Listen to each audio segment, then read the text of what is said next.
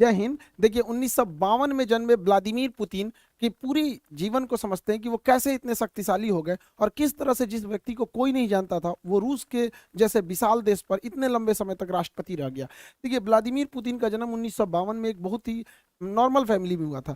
इनके पिता सोवियत संघ में एक नेवी में अपनी सेवा देते थे। उस समय नियम था कि हर परिवार के लोगों को सेना में सर्व करना है, जैसे आज इजराइल में है वहां पर, तो ये नेवी में सर्व करते थे। और इनकी माँ एक छोटी सी फैक्ट्री में वर्कर थी। इनका जीवन बहुत ही साधारण परिवार में बीता।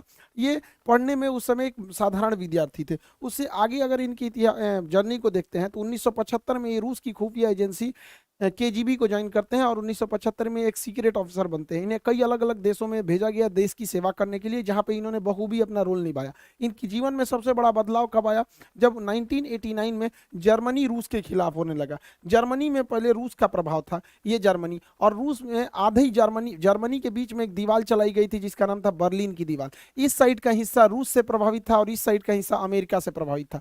लेकिन जर्मनी में ये जो बर्लिन की दीवार थी ये तोड़ दी गई और पूरा का पूरा जर्मनी जो था वो अब अमेरिका के प्रभाव में जाने लगा था। इस घटना को वहां पे खड़े, वहीं पे ये अंडर कवर एजेंट थे व्लादिमीर पुतिन, उस समय केजीबी के तहत, वो देखते रह गए और देखते देखते ये बर्लिन की दीवार तोड़ दी गई और जिस जर्मनी के आधे हिस्से पर रूस का प्रभाव था, यानी उस समय के यूएसएसआर अर्थात सोवियत संघ का प्रभाव था, वो अब प्रभाव खत्म हो गया और धीरे धीरे आगे और घटनाएं खराब होती गई।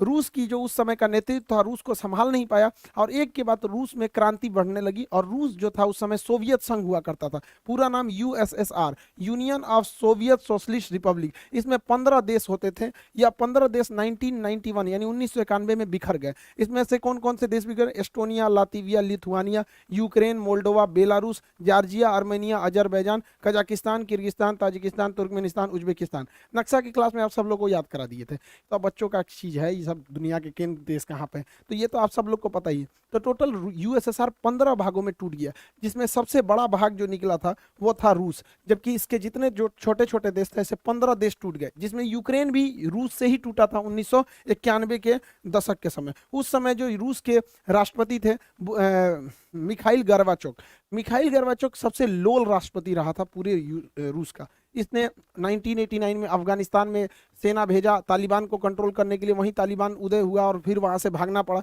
ये उसको भी नहीं कंट्रोल कर पाए। बर्लिन की दीवार तोड़ दी गई, ये उनको भी नहीं कंट्रोल कर पाए। और फाइनली 1991 का यूएसएसआर का बिखराव हो गया। ये सब भी मिखाइल गर्बाचोक के समय हुआ। इन्हें अपने पद से त्याग देना पड़ा और उसके जगह पे आए थे बोरिस येल्सन।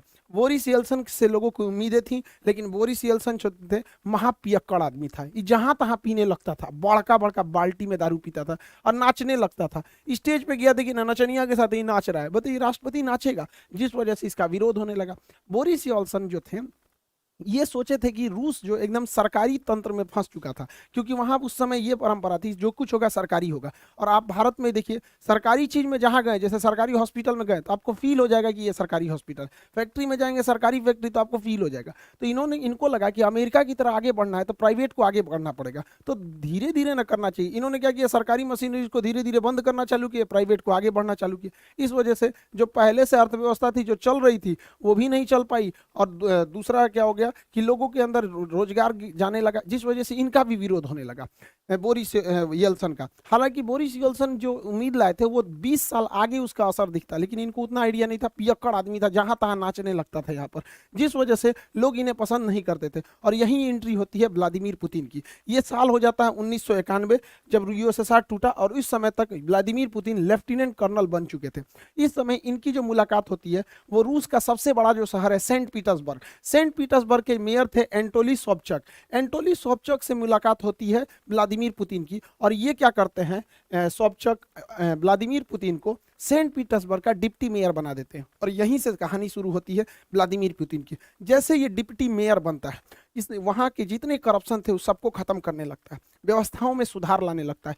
यह परिवर्तन सड़कों पर दिखने लगती है और सेंट पीटर्सबर्ग जो कि पूरी तरह से रूस का सबसे बड़ा शहर था, वहां से एक नाम उभर के आता है कि एक नाम व्लादिमीर पुतिन, जिसने सबको सुधार दिया, जिससे कि लोग वहां के प्रभावित होते हैं। लेकिन एक शहर पे कितना काम कर दीजिएगा, नेशनल लेवल तक उतना नहीं पहुंच पाता, उन भी 1991 के समय जब मीडिया उतना ज्यादा नहीं था। लेकिन इसकी नज़र जब व्लादिमीर पुतिन की इन कामों की देखते हुए एक बहुत ही उस समय के पावरफुल एडवाइजर हुआ करते थे, राष्ट्रपति के सलाहकार होते थे उस समय, उनका नाम था वेलेंटीना यामासूव। ये वैलेंटीना यामासो जो थे, इनकी एक विशेषता थी कि ये उस समय के जो राष्ट्रपति थे बोरिस येल्सन, उनके ये दामाद थे। तो जिस वजह से आप समझ सकते हैं कि राष्ट्रपति का ही दामाद है तो कितना पहुंच होगा। तो ये जो थे वैलेंटीना यामासोवी, तो वैलेंटीना यामासो जो थे, इन्होंने पुतिन को बुलाया और उनको ने क्या किया कि एडवाइजर रख दिया किसका, बोरिस येल्सन का। इस तरह से पुतिन और बोरिस येल्सन की दोस्ती हो गई। ये एक सलाहकार के तौर पर इनके पास आया और बोरिस येल्सन इन पे बहुत भरोसा करते थे और राष्ट्रपति बोरिस येल्सन पुतिन को हमेशा साथ रखते थे। और धीरे धीरे ये नेशनल लेवल तक ये चेहरा उभरते गया कि करप्शन को खत्म करना, कभी बोल्ड स्टेप्स लेना। इस वजह से पुतिन का कद धीरे धीरे बढ़ता गया। बड़ी बड़ी जिम्मेदारियां बोरिस येल्सन पुतिन को देने लगे। जनता में पुतिन लोकप्रिय होने लगा और इसी दौरान बोरिस येल्सन अपने शराबीपन की वजह से, जहां तहां नाच देने की वजह से अपनी गरिमा को खोते जा रहे थे, जिसे भरपाई करने के लिए 1999 में 1900 इधर भारत में कारगिल की लड़ाई चल रही थी और उस समय 1999 में रूस का प्रधानमंत्री बनाया गया व्लादिमीर पुतिन को। वहां पे प्रधानमंत्री को ज्यादा पावर नहीं है, वहां सारा पावर राष्ट्रपति को, और राष्ट्रपति थे बोरिस येल्सन। तो यहाँ से एक नेशनल लेवल तक पहचान बन गई पुतिन की। लेकिन पुतिन बहुत ही महत्वाकांक्षी था। वह सोचता था कि हम आगे प्रधानमंत्री से राष्ट्रपति कैसे बनेंगे, क्योंकि वहां सारा पावर राष्ट्रपति के पास था। इसने दिमाग लगाया। रूस का जो ये वाला एरिया है, नीचे का एरिया, रूस इतनी तो पूरा बड़ा है, मॉस्को से नीचे का ये एरिया है, इसका नाम है चेचन्या। ये चेचन्या जो था ये रूस से टूटना चाहता था, क्योंकि 1991 में 15 देश टूटे थे, तो चेचन्या कहता था हम भी टूटना चाहते हैं। तो रूस ने ये व्लादिमीर पुतिन, चूंकि ये खुफिया एजेंट था, इसने दिमाग लगाया। उसने कहा कि एक काम करते हैं, इन्हीं को फंसा देते हैं। इसने मॉस्को में बम ब्लास्ट कराना चालू किया। ध्यान से समझिएगा, यह बम ब्लास्ट खुद पुतिन करा रहा था, जो खुद उस देश का प्रधानमंत्री, और इल्जाम लगा दिया किस पर, चेचन्या पे, कि चेचन्या के लोगों ने ब्लास्ट कराया है। और ये अगस्त से सितंबर 1999 तक धड़ाधड़ रूस में जहां तहां बम फूट रहे थे। इधर भारत में 1999 में कारगिल हो रहा था, अटल बिहारी वाजपेयी थे, और देखते देखते एक महीना अगस्त से सितंबर 1999 में रूस के शहर मॉस्को, राजधानी मॉस्को में धड़ाधड़ सीरियल ब्लास्ट होने लगे। इस ब्लास्ट में कहीं 10 आदमी मारा जाता है, कहीं 2 आदमी मारा जाता है। ऐसे करते करते मॉस्को में मरने वालों की संख्या 300 हो गई, जिस वजह से भयंकर बवाल हो गया। रूस के लोग अब चेचन्या को देखना नहीं चाहते थे, वो चाहते थे चेचन्या रात से एकदम तबाही किया जाए। अब सोचिए, याद कीजिए 2019 जब भारत में पुलवामा में अटैक हुआ था, हमारे सिपाही शहीद हुए थे, तो किस तरह से बवाल हुआ था कि घुस के मारेंगे आतंकवादियों को। यही चाहता था वहां पर पुतिन भी। पुतिन इसी चीज को चाहता था कि एक बार जनता का समर्थन हो जाए कि मारो चेचन्या को, और यही हो भी गया। 300 लोग जब मरे 1 महीने के अंदर लगातार बम ब्लास्ट में, तो रूस की जनता कही कि मारो ससुरा को। और इस बीच प्रधानमंत्री थे पुतिन, पावर तो रहता ही है पुतिन को। अब बोरिस येल्सन जो पियक्कड़ था, शराब पी के पूरा पावर पुतिन को दे दिया, कहा कि चेचन्या को संभालो। इसने क्या किया, पुतिन ने हर सिपाही के चेहरे पर या हेलमेट पर कैमरा लगा दिया और लाइव टेलीकास्ट दिखा दिया कि कैसे मारा जाता है। अब मारा जानबूझ के चेचन्या में। देखिए, जो भी मॉस्को में बम फोड़ा गया था, पुतिन फोड़ा था। ये बात एकदम क्लियर है कि पुतिन फोड़ा था, और उसी ने घुस घुस के मारा चेचन्या में। वहां के लोगों को तो रियलिटी पता नहीं थी और पूरा लाइव दिखाया जा रहा था। ध्वस्त कर दिया पूरी तरह चेचन्या को, और वहां के लोगों को, भाई उनको लगा कि हमने बदला लिया है यहाँ पर, और 80,000 लोगों को मार दिया पुतिन।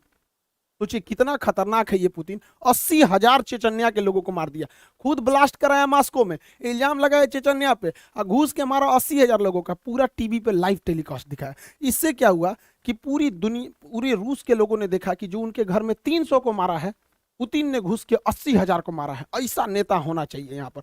पुतिन की रेटिंग एकदम हीरो की हो गई। तो 1999 में जो पुतिन प्रधानमंत्री था, वो राष्ट्रपति से भी ज्यादा फेमस होने लगा, और बोरिस येल्सन पे भ्रष्टाचार के आरोप लगने लगे। और इसी बीच सन 2000 में पहली बार राष्ट्रपति चुनाव जीत गया पुतिन। पुतिन का सपना पूरा हो गया। रूस जैसे बड़े देश की पूरी सत्ता अब पुतिन के हाथ में थी। पुतिन सन 2000 में चुनाव जीते, और 2000 में जब चुनाव जीते तो रूस के संविधान के हिसाब से कोई भी व्यक्ति लगातार 2 बार तक प्रधान राष्ट्रपति ही बन सकता है, 2 बार से ज्यादा लगातार नहीं बन सकता है। तो पहला शर्त ये था रूस के संविधान का। रूस के संविधान का दूसरा शर्त ये कहता था कि कोई भी व्यक्ति प्रधानमंत्री, राष्ट्रपति का जो कार्यकाल रहेगा वो 4 साल का रहेगा। जैसे भारत में 5 साल का है, लेकिन रूस में 4 साल का है। अमेरिका में भी 4 साल का ही होता है, वहां का भी राष्ट्रपति का 4 साल होता है। तो पुतिन राष्ट्रपति बने सन 2000 से 2004 के लिए।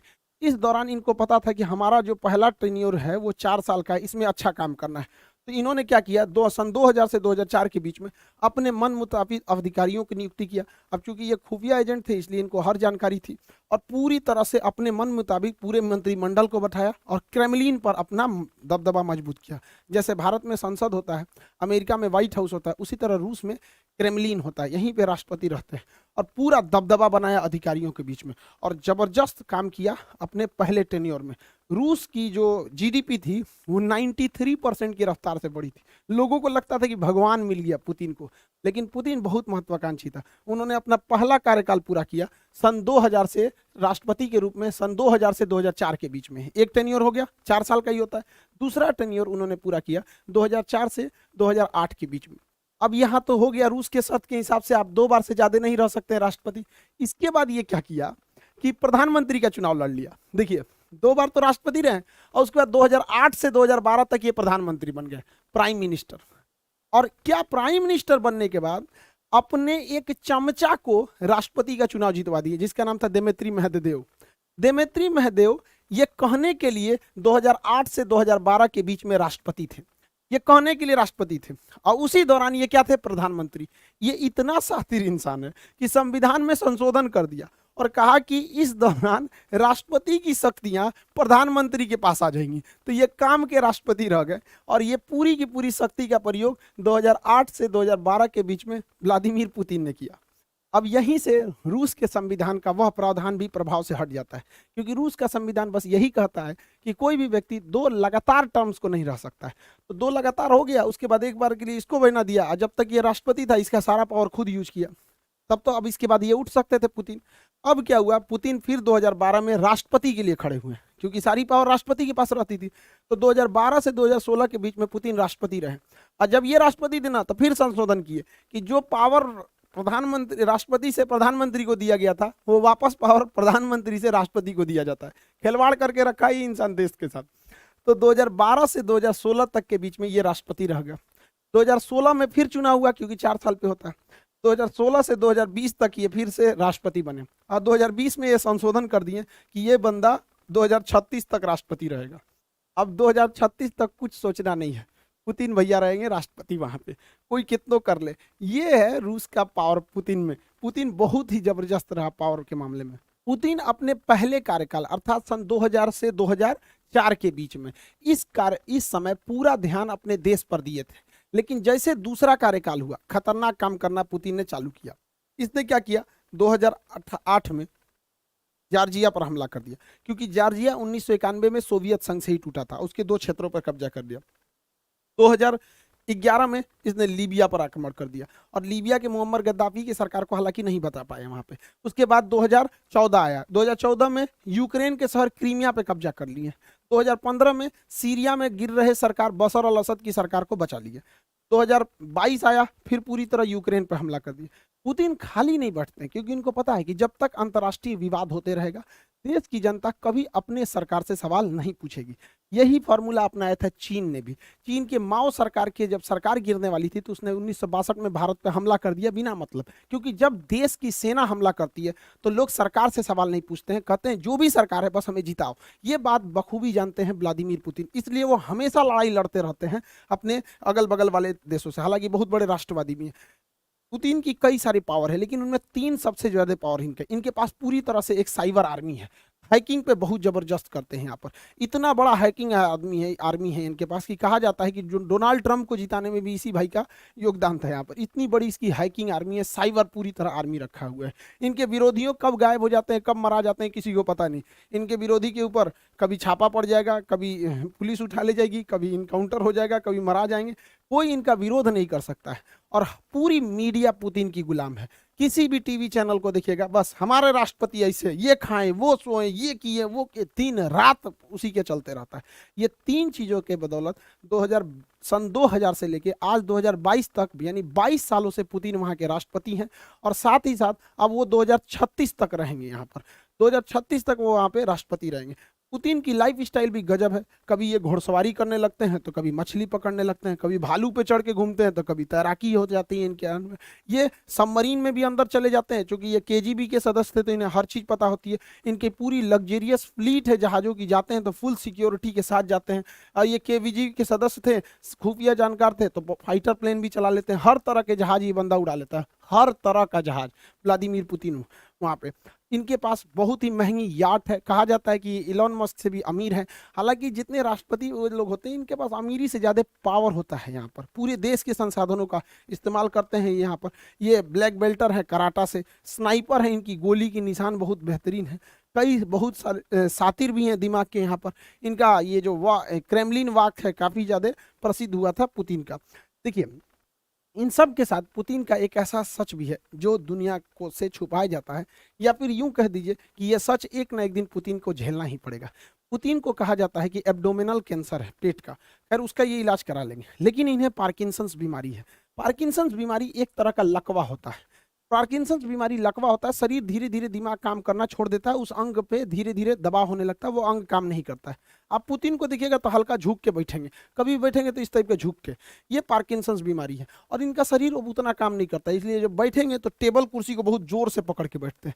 कभी भी देखिएगा पुतिन को जब भी इंटरव्यू देते तो हल्का सा ऐसे झुके हुए रहेंगे, पार्किंसंस बीमारी की वजह से। देखिएगा टेबल पकड़ के, देखो भाई चाचा, यहाँ पे टेबल को बढ़िया से पकड़ के बैठे हुए।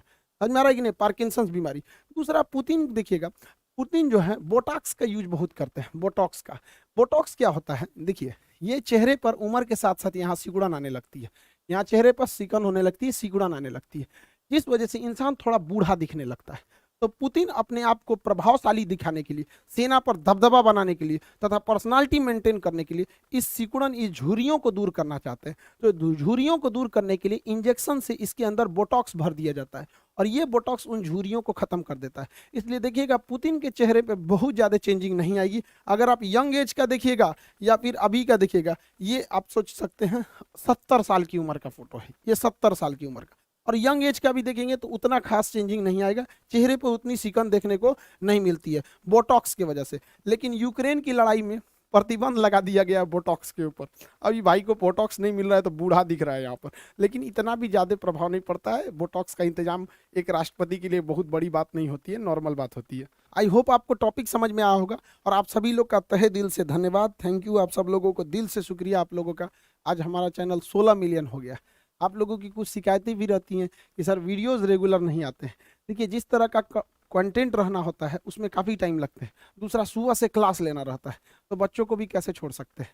तो वही मेरे लिए समस्या ये हो गया है कि बचपन से लेके 55 तक के लोगों की उम्मीदें रहती हैं, तो सबको मेंटेन करना थोड़ा मुश्किल हो पाता है। लेकिन फिर भी अब हम कोशिश करते हैं कि अब आपके लिए वीडियोस रेगुलर ला सकें यहाँ पर। आप सभी लोग का फिर से बहुत बहुत धन्यवाद, जो आप लोगों ने चैनल को 16 मिलियन पहुँचा दिया। अभी हम लोग फिर देखेंगे यूएसएसआर कैसे बना, यूएसएसआर कैसे टूटा। और रही बात क्लासेस की, तो क्लासेस कंटिन्यू रहेंगे, हिस्ट्री ऑन गोइंग चल रहा है, एनडीए वाला भी बैच ऑन गोइंग है। यहाँ पर जितने भी बैचेज हैं उसमें रिकॉर्डेड भी अवेलेबल है। आप सब लोग बैचेज से जुड़े रहिएगा, मन लगा के पढ़ाई कीजिए, माँ बाप के सपना को पूरा कीजिए। फिर से एक बार आप लोगों का धन्यवाद 16 मिलियन पहुंचाने के लिए। आई होप आप समझ गए होंगे। मिलेंगे नेक्स्ट क्लास में। जय हिंद।